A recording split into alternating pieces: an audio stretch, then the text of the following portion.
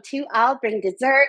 My name is Shani with Sanans. I am your host, and I am here today with one of my blogging besties.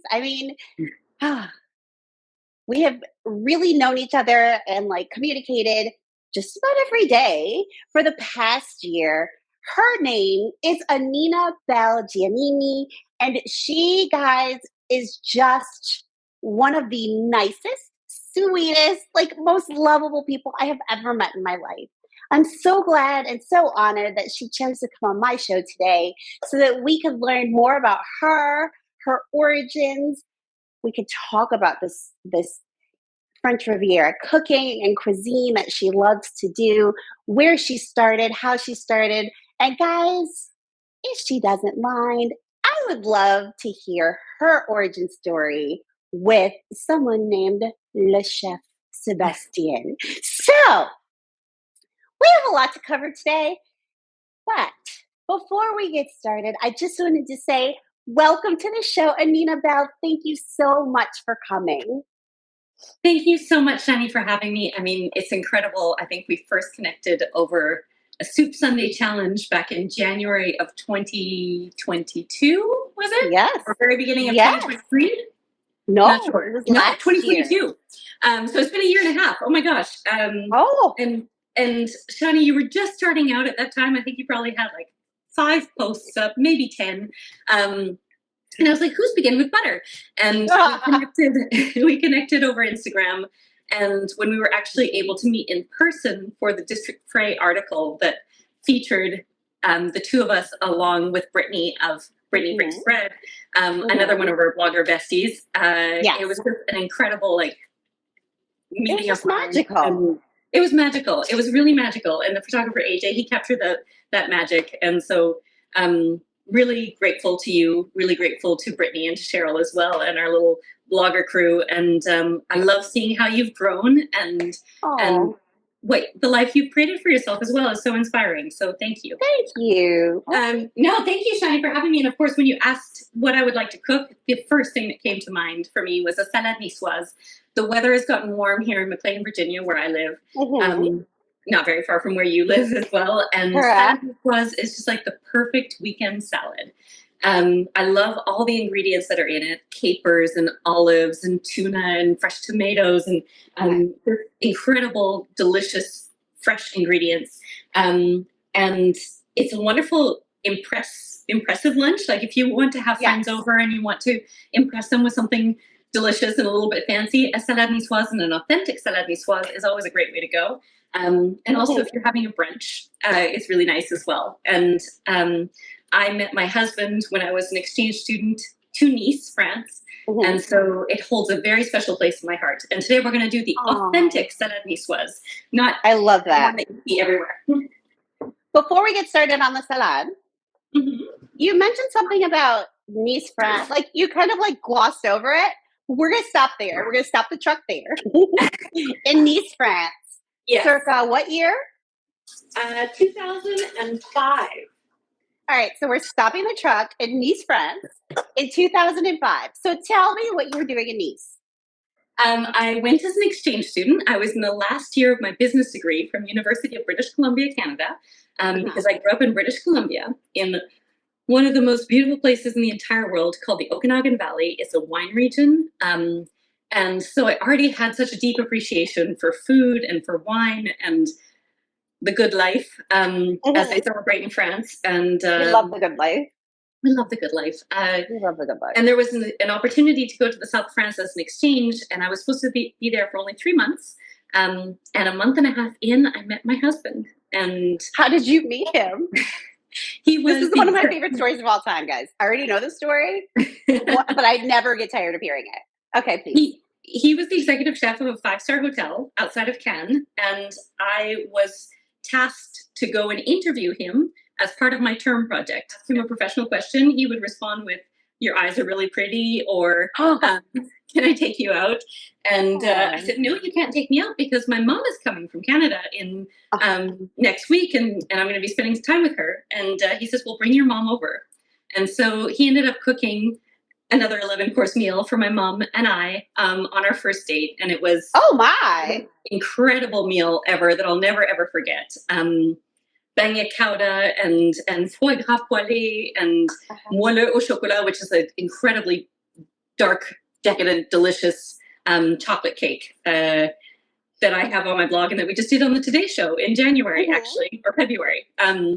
It's one of the best recipes ever. And yeah, he cooked that for me, and it was game on from there. That was it. That was it. And he went over my mom and me at the same time. And it's been 18 years, and we've lived in 3 countries together, and we have 2 beautiful babies. So growing up, was French spoken in the home, or did you just start speaking French when you went to France? So my mother is French Canadian from Montreal, so she always tried to introduce a little bit of French to us, and we were definitely exposed to French when we would go visit our grandparents in Montreal. It was very sporadic, and because we were living in wholly Anglophone areas, it wasn't something that we were able to keep up, and my father doesn't speak French, so it was really just something my mom would add a few words in and to help us in an understanding. But I started taking French immersion classes in British Columbia, which opened up a whole new world for me. Obviously. And I fell in love with France in reading Peter Mail's books. Peter Mail wrote a series of books, Une amie en Provence, Toujours Provence, Encore Provence, which he wrote in the 80s and is single-handedly credited for raising real estate prices in Provence, because before Provence was like backcountry. Nobody knew about it. Right. And he was an advertising executive in the UK, moved to Provence in a little town called Ménilbe, and renovated a Bastide, and then wrote a book about it. And it became a worldwide bestseller. And I read that book when I was 15, maybe 17. And it just really spoke to me. I was living in wine country, so I identified with the culture a little bit. And I personally grew up on a farm. My father is an organic orchardist, and so I was around really good food. I mean, peaches that are the size of your head almost, and just organics at the time were not very common. And so it was really incredible to see the difference of an organic peach that's fresh off the tree versus a peach you would buy in March in the grocery store. Stop talking about peaches. I love peaches are my favorite fruit. your peach bundt cake. Oh my gosh, that I need you to make that for me, okay? Sure. I also made some peach hand pies that I posted yesterday. Yes. Oh my gosh, I love that. No, peaches are amazing. And so I had this awareness of food and wine. And then I read the books and was like, I have to get there. And so when the exchange program came up, I was like, I'm doing that. And I'm going to Nice. And I ended up staying. And it changed. So after the exchange program, you did not come back. You didn't go back. No, I never came back to British Columbia. I mean, I went back to visit, but I never moved. Right. We lived 8 years together in Nice and Antibes, the city of Antibes, which is absolutely beautiful. And I worked in Monte Carlo. So I was based in Nice, or living in Nice, but would travel into Monaco every day. And that was an amazing life. Oh my goodness. Oh my goodness. Those highways that are shown in like Grace Kelly movies to catch a thief. That's what I would drive on to go to work. And it was just the most amazing commute. That was my commute. In my little smart car. I had like one of those tiny little smart cars that you can like park parallel, like facing the street. You weren't terrified? You weren't terrified of the smart car? No, because difference to here, like I would be terrified to drive a smart car on the highways here because everyone else is like in a Tahoe. Whereas, and you would feel like you'd be eaten alive by the Tahoe. Whereas in the south of France, the smart car didn't actually look that small because small cars, you cannot drive a Tahoe around the streets of Monaco. Like, forget it. Just not possible. And you would not be able to park it anywhere. So, it was just part of the experience. So the tiny smart car, living in Nice, this all sounds very, very romantic. Please tell me it was as romantic as it sounds. It was. I mean, I don't want to diminish the trials and tribulations of setting up in a new country. getting engaged and then married to someone you barely speak the same language with, and immigrating to a new country as well. And in France, immigration process is very difficult, and it was very involved, especially at the time before we could do any internet applications. So you had to physically go to the prefecture and like line up for 2 hours before they would open this tiny little gate, and it was like a mad rush with everyone trying to squeeze through this gate to get to the next. I mean, it was just, it was this mad. doesn't sound as romantic as I thought, but we were still in France. I mean, it was very, very romantic. In retrospect, it's so romantic, but it wasn't easy. I wouldn't say to anyone that it's easy to set up in a new country. But the reality is the rewards are incredible. And now clearly it was worth it. Oh yes, for sure. We were young and in love, and everyone thought, oh, it'll just, that's a cute, like, international exchange fling. 18 years later. 18 years later. I'm sorry, what were you saying? No, but what I really love too is that through Le Chef's Wife, and this is why I started Le Chef's Wife, was really to document and preserve all these incredible recipes that I'd learned cooking with my husband for my daughter. Because it was after my daughter was born that I really started the blog, and so it's a love letter to her, and to so that our kids now, because now we have two, know what we went through and what our story is, and also can make those recipes. And I love that I'm able to like send links to people, because I'll have people in my family say, what is Dad's fondue recipe again? I'm like, oh, I've got a link for you, and I just send it right over. Exactly. That's amazing. It is, or the amazing, like this authentic Niçois salad that Sebastian would make on the restaurant in Nice where he was working. He was executive chef of Le Méridien Nice, which is a beautiful hotel that's right number 1 Promenade des Anglais, and it has a rooftop patio overlooking all the Baies des Anglais. And he would make this recipe of la salade niçoise. And it's very important. A true salade niçoise does not have potatoes or green beans. And if you put potatoes and green beans and call it a true salade niçoise, if you're around people that are familiar with the true salade niçoise, they will call you out on it. It's a sense of pride for the niçoise that this is our recipe. Because often, and it doesn't mean that potatoes and green beans are not good in a Niçois salad. They're very good. Right. They're just not traditional. It's not traditional. And in France, they're very proprietary of their recipes. And a Niçois salad from, that is approved appellation niçoise, doesn't have potatoes or green beans, has all the ingredients that we're cooking with today. I'm excited to make this today. I have prepped everything. I have my eggs here, but I do need to remove them from their shells, but they are cooked. I have my basil, I have my shallots, I have my artichokes, I have my green onions, tuna, fava beans, garlic, olives, I have my tomatoes, I have my radishes, I have my cucumbers, and to top it off, I have some capers. So perfect. And let's jump into the salad. Okay. What is really cool too is that, it seems like a lot of ingredients when you don't have all these things on hand. But a Niçois pantry often has all of these things on hand. Really? And I actually have this as a giveaway. If you sign up for my newsletter on the blog, I have a French Riviera pantry list with check boxes, everything that you would have in a French Riviera pantry on hand. And so you always have fava beans, you always have artichoke hearts, you always have capers, you always have olives.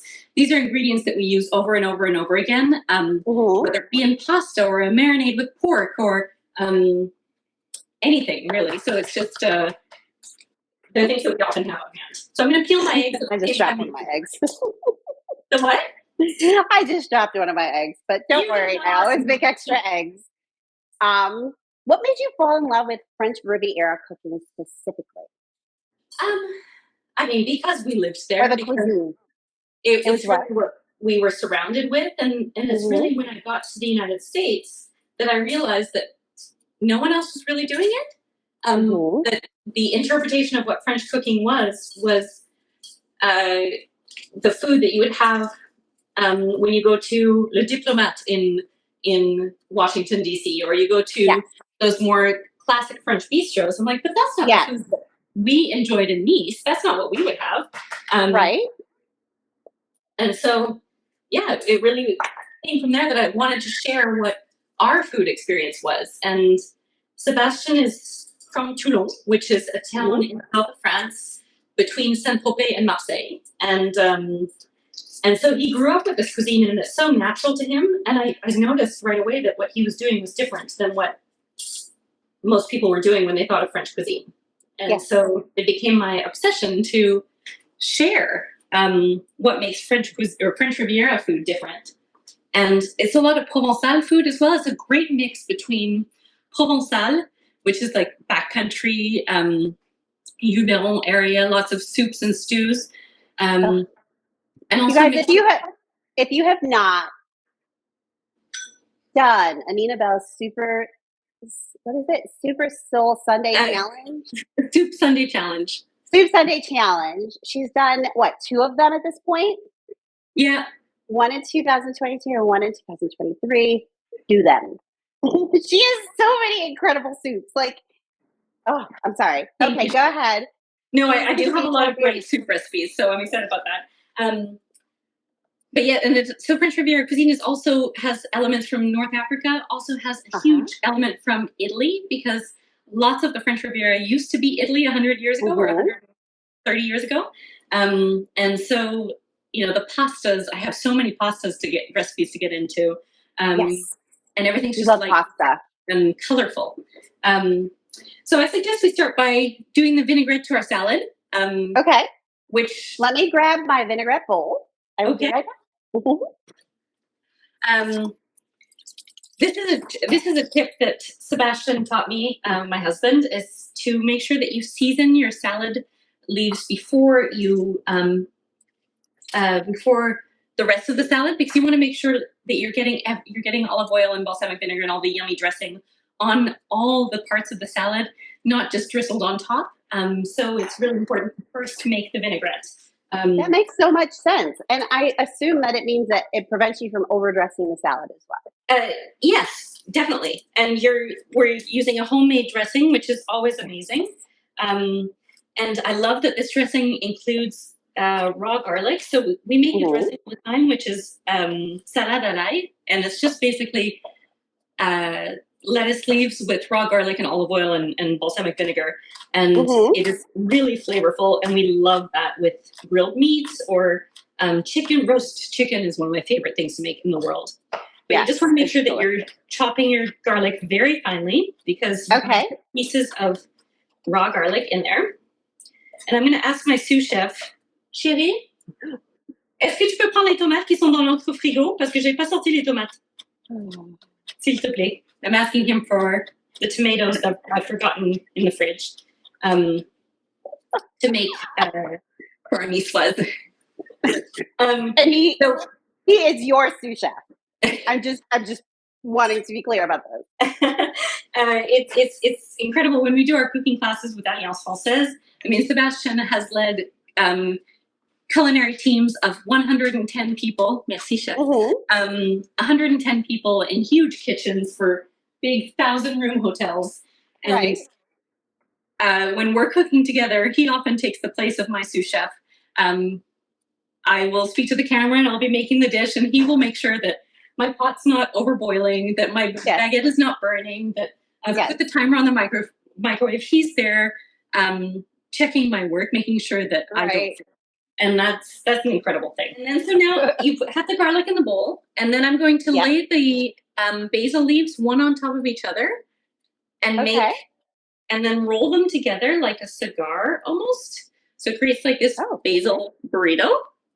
And this is called chiffonading. It's to chiffonade the basil. And if you don't have basil, then use just fresh pesto. Okay. And then I'm going to slice the basil burrito widthwise so that I have all these nice long strips of basil. And it's a much easier and aesthetic way of cutting basil for a dish. Probably much more aesthetic than what I did, which was just chop my basil. That works too. All right, so that goes in. So that goes right in with the vinaigrette. And then you're going to add in 4 tablespoons of olive oil. Okay. And you're also going to add in salt. How much salt? Oh, I use a pinch of coarse salt. You can always add more salt if you'd like afterwards.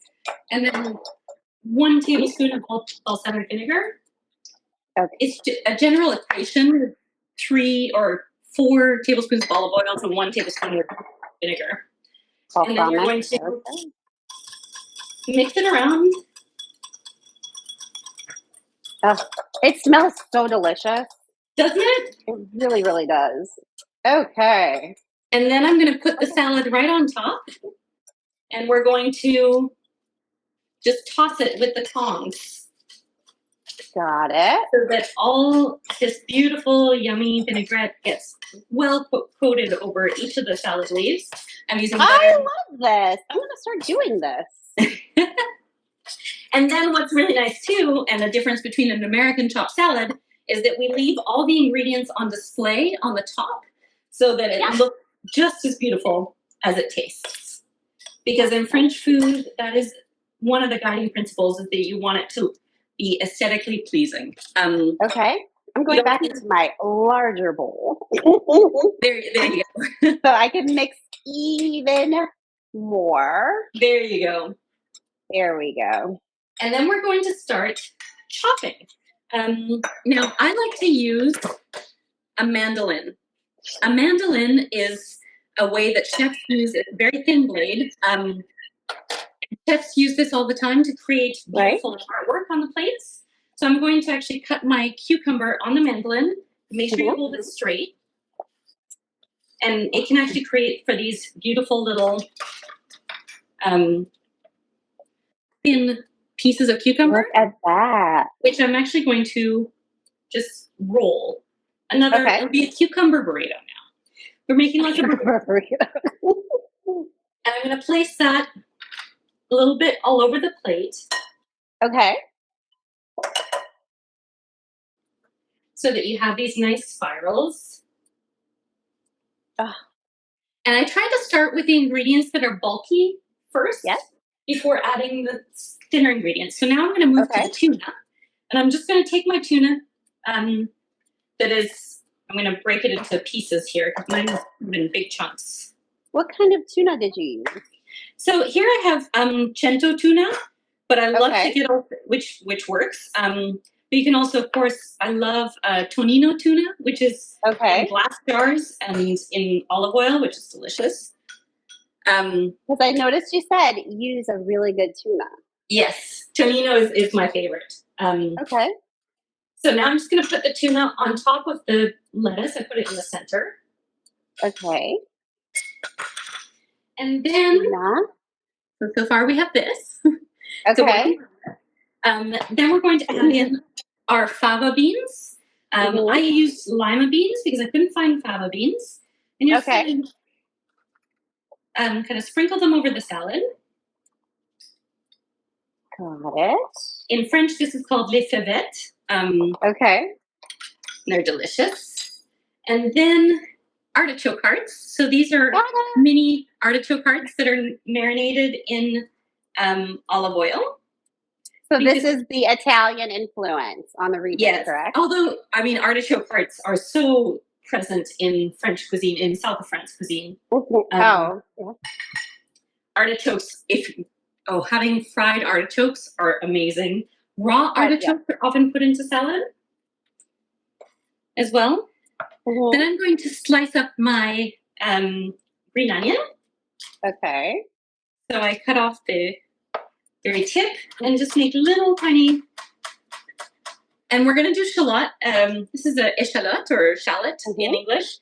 I love cooking with shallot because they are between the garlic and onion family. They're in the garlic and onion family. And they have a sweeter taste to them. And they're great for salads. So not as pungent, of course, as a red onion. Should I put my green onions in? Yes. Sorry, I put my green onions Sprinkle over them? Yes. Sprinkle around. Sprinkle.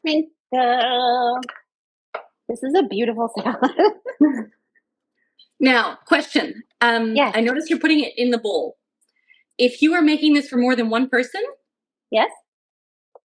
I like to actually plate individually. Oh. So that each plate is a work of art.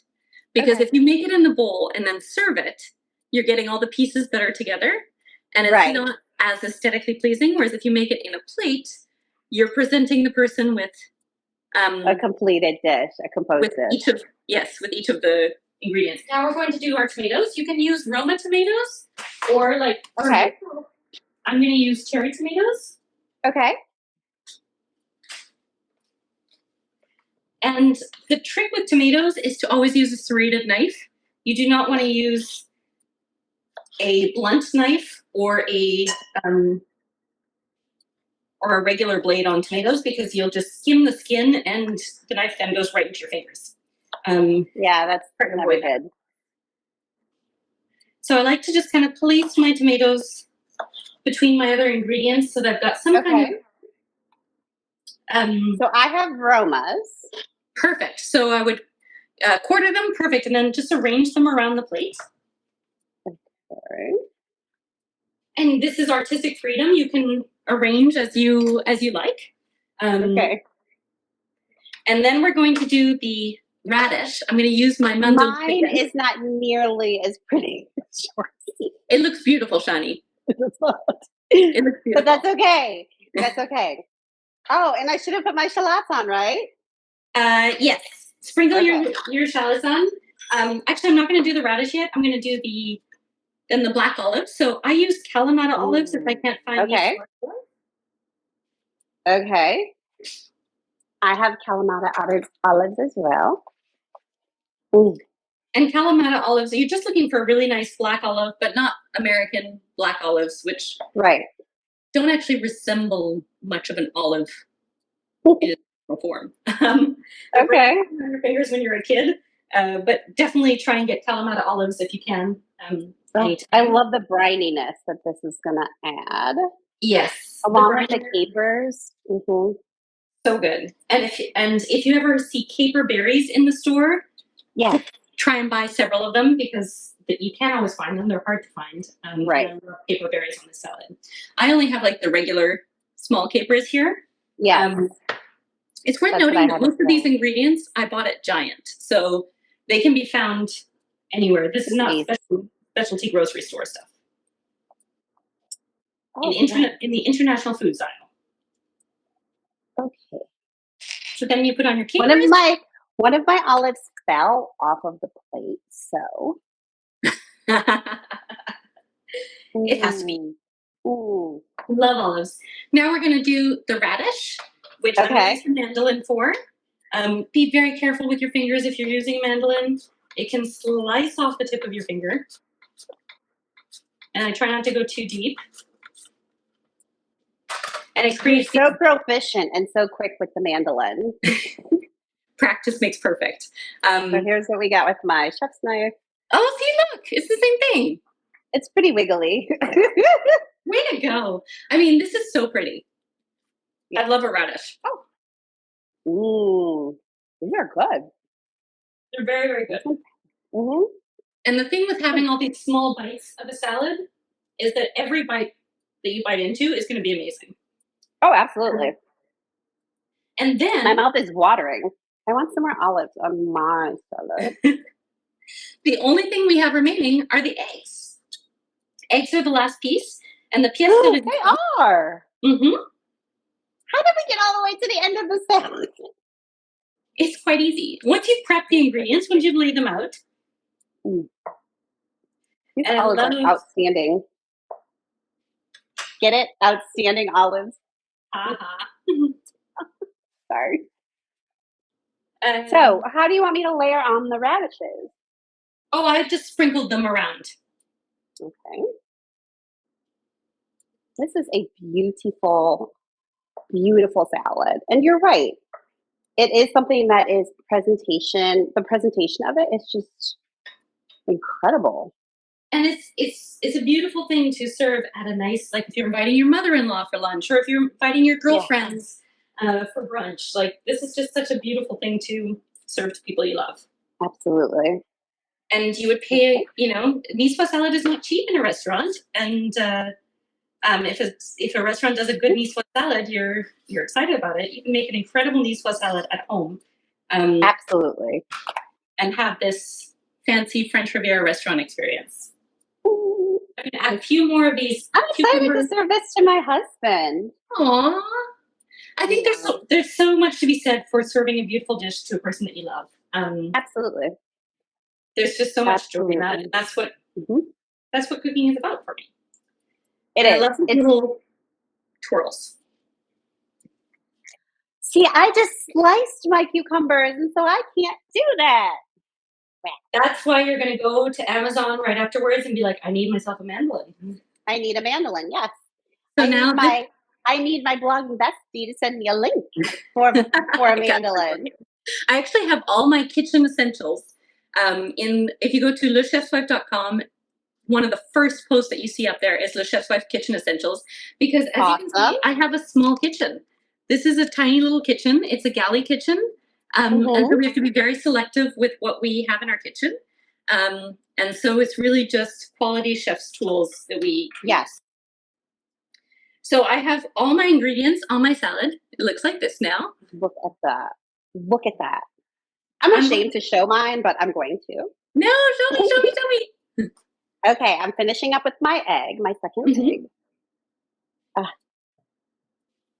The way I love a boiled egg, like ever since I was a kid, I have loved boiled eggs. Yeah, me too. It's my favorite way to eat eggs. I really love, so I've got a great, actually this is not on my blog, but it's one of the most frequent recipes that people take off Instagram is our scrambled eggs recipe. Really good. So let's see, Shani.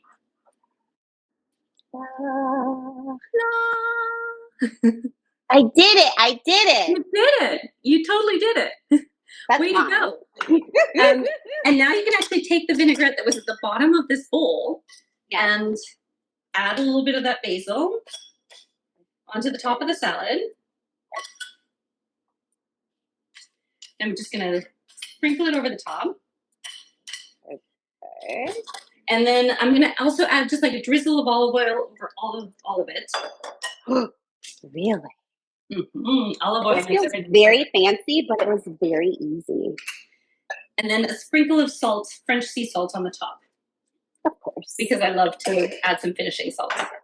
And it looks very fancy, but as you said, it is very easy to make. It's all about the prep. And then just taking the time to plate the different dishes individually. And there you go. Bon appetit. I've been really looking forward to this particular salad. Since you said we were going to make it. I made it for you. The first time was in June of 2022. So it was 1 year later. I can now make it myself because I have had an expert tutor me in how to make it and make it right alongside me. So I have some cucumber. I have some artichoke. I'm trying to get an amazing bite. Radish and olive and egg. Radish, olive. Oh, and tuna. Of course. Add a little bit of tuna. Here's my egg. Don't need like a thing. And a bite. Oh. All right. Here we go. I can't wait. Good, right?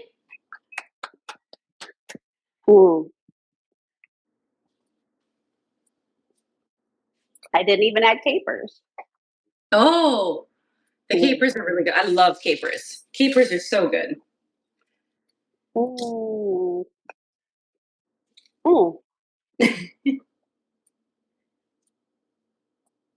This is a salad that I would be so proud to serve.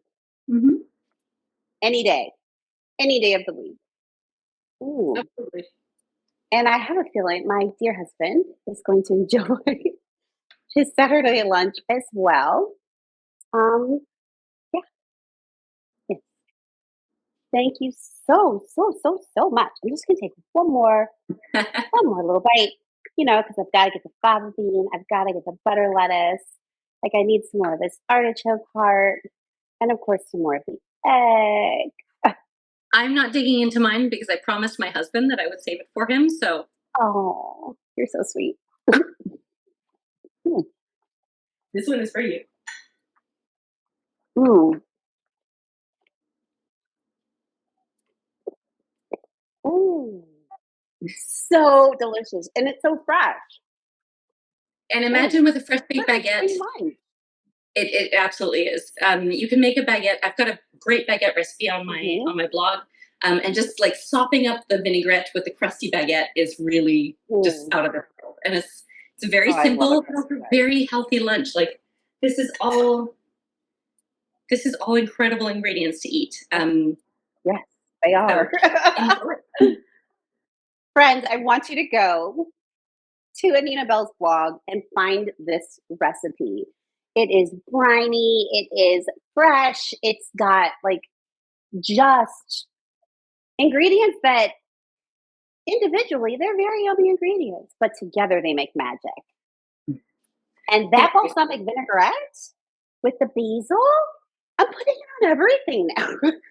It's incredible on everything. You can put that on fresh fish. You can put that on just any salad that you're making. On a tossed salad is great on a Mediterranean style salad with feta and tomatoes. Do you use it as a marinade or just as a dressing? I would use it as a dressing. Okay. Like if you were to cook salmon and then pour that on top, it would be amazing. Yeah. It is incredibly delicious. And this is a Le Chef Sébastien original. Yes. This is the same recipe that he would cook at Le Méridien Nice when he was executive chef of the Le Méridien Nice in France. And he actually cooked it. It was on the menu of the St. Regis Hotel as well when he was executive chef here in Washington, D.C. And since then, I have yanked it and we put it on the blog. Guys, the salad dressing alone is worth the cost of admission. But please, I want you guys to make this salad. Can you tell everybody where they can find you, where they can find this incredible recipe, while I dig in just a little bit more? Sure. So you can find me on lechefswife.com, which is lechefswife.com. It's the blog that I've held for 5 years. There's over 130 French Riviera inspired recipes on the blog. If you search Salade Niçoise or just Niçoise, and you'll see the recipe pop up. I have a tab called Riviera Recipes. If you want to check out other French Riviera recipes, there's some incredible dishes there. Les petits farcis niçois, le grand aioli, all these incredible dishes that you yearn for when you go to France. You're able to make it. And I love that, bringing that feeling of dipping your toes into the water at a beachside restaurant and having fresh grilled fish with Vierge sauce is amazing. It is. And that's what I try to recreate with Le Blog. And then you can find me on Instagram at Le Chef's Wife, also on Pinterest, on TikTok, but I'm not as active on TikTok as it's worth noting I am a busy working mom with 2 kids. And so it's really, the blog is a passion of mine and that I've been working on for 5 years. But I do it often early in the morning, on weekends, like right now. How do you make that work? I think because it is this blog, it works. Because it is cooking with my family. Because it is my husband's recipes. When we're working on the blog, it feels more like family time versus me plugging away at my work. I often use the example, if I was a fashion blogger and was doing a live stream from my closet, trying on shoes, it wouldn't feel like family time. Because it's cooking together in our kitchen and sharing our family recipes, it feels like family time, and so we're able to make it work with the fact that I do have a demanding 9 to 5, which is never 9 to 5. And also, are they ever? Oh, it really is not. But it's wonderful. I mean, there's a lot of things that are happening right now in DC, and I'm happy to be a part of it. It's but coming back and working on the blog is family time for us, and it always feels like reconnecting, which is why we love it so much. I love the way that you make it approachable, right? Because French cooking can be very intimidating for people who have not done a lot of it. Is that something that you were intentional about? Making 100%. It approachable? Okay. Yes. I am not a professionally trained chef. I have no culinary training. The culinary training I have is by working alongside my husband for 18 years. That's pretty good culinary training. I'd say that's culinary training. As I build up, but it's, I still look at it as a novice. I haven't, and so I ask him, I'm like, why do you chop the basil that way? Why do you mix the vinaigrette on the salad leaves and then put the salad leaves on the plate and then dress around it instead of putting it all together? Like, I ask those questions because I'm not a classically trained chef. And I think that makes it easy for people that have no culinary experience to understand how to roast a chicken for the first time, for example, or how to bake baguettes. Oh my goodness.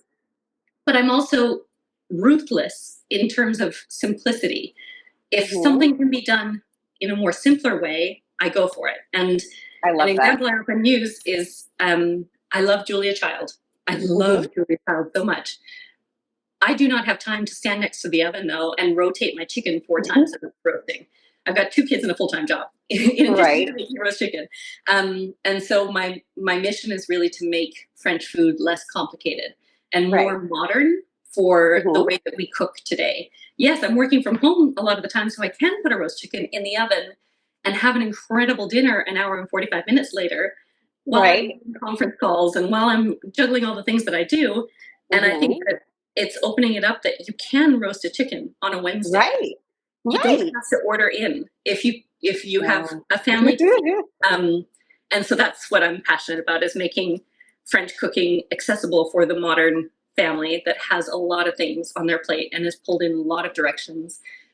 But I do believe that cooking for your family is worth it, and cooking good food and beautiful food. Absolutely. And when you're working with ingredients like this, it makes it so that you want to cook all the time. It makes it so that you want to provide them with beautifully constructed dishes so that they understand the normalcy of that, right? There's always going to be chicken nuggets. There was last night. There were chicken nuggets. Absolutely. Yeah. But I also think it's really cool to know that you can host a dinner party. I really believe that hosting dinner parties are a lost art almost. People don't do it as much. But I think hosting dinner parties are so much fun. And you don't have to really stress yourself out and try to do something too complicated. You can make something very easy and delicious and that brings joy. Like this. So remind everybody again where they can find you. LeChefsWife.com is the blog, and at LeChefsWife, LeChefsWife, for Instagram, Pinterest, TikTok. Are you on Facebook at all or no? Oh, yes, I'm on Facebook. Not as much as I should be. I feel like I don't spend as much time there.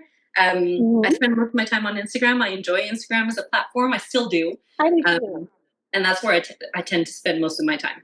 And I love to answer questions. I love to respond to DMs. I love to get questions about French cooking. I'm passionate about it. So, yeah, look me up. Yeah, that is one of the fun parts of our job, is responding to people who are genuinely curious about the food that we make. Yeah.